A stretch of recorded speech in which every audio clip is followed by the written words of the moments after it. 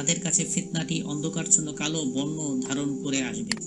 তারপর যে কোনো জনপদের উপর চলতে গিয়েও সামান্যতম আল্লাহ তাআলাকে ভয় করবে না।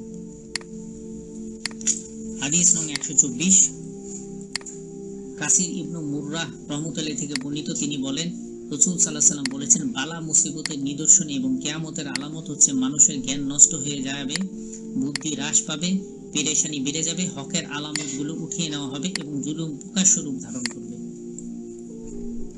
হাদিস নং 125, আলী রাদিয়াল্লাহু থেকে বর্ণিত, তিনি বলেন, পঞ্চম ফিতনা হলো অন্ধত্ব ফিতনা, পূর্ণ বধিরতার ফিতনা। তাতে মানুষ চতুষ্পদ প্রাণীর ন্যায় হয়ে যাবে। হাদিস নং 126, তৃতীয় সূত্র থেকে আলী রাদিয়াল্লাহু থেকে একই হাদিস বর্ণিত হয়েছে। হাদিস নং 127, আবু হুরায়রা রাদিয়াল্লাহু আনহু রাসূল সাল্লাল্লাহু আলাইহি ওয়াসাল্লাম থেকে বর্ণনা করেন, তিনি বলেন, চতুর্থ ফিতনা হচ্ছে এমন যা মানুষের সাথে চামড়া নিয়ে মিশ্রিত হয়ে যাবে, বালা মুসিবত মারাত্মক আকার ধারণ করবে।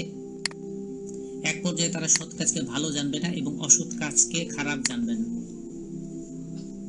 হাদিস নং 128, আবু হুরায়রা রাদিয়াল্লাহু থেকে বর্ণিত, রাসূল সাল্লাল্লাহু আলাইহি ওয়াসাল্লাম বলেন, আমার পরে তোমাদের নিকট 4 ধরনের ফিতনার আগমন ঘটবে।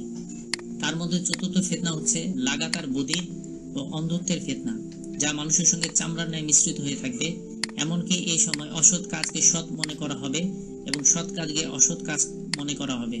তাদের অন্তর সময় এমনভাবে মৃত্যুবরণ করবে যেমন তাদের শরীর মারা যায়।